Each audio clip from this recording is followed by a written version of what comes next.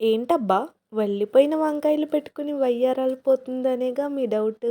సందేహం ఎందుకు సోదరా! వీడియో చివరి వరకు చూడు రా! ఈ వల్లిపోయిన వంకాయలతో మీకు ఏ రెసిపీ చూపించను కానీ, మీ అందరికీ యూజ్ అయ్యే ఒక టిప్ చెప్తాను. మనం ఎప్పుడు తెచ్చుకున్న కూరగాయల్లో ఏదో ఒకటి ఇలా పోవడం కామన్. కుళ్ళిపోవు కానీ ఇలా వల్లిపోతుంటే, ఇలా వల్లిపోయిన వాటితో వండుకొని తింటే అంత రుచిగా ఉండదు కదా! అందుకని చెప్పి ఒక గిన్నెలో వాటర్ వేసుకుని, దాంట్లో మన దగ్గరున్న వడిలిపోయిన కూరగాయలేసి రాత్రంతా అలా వదిలేయాలి మూత పెట్టి.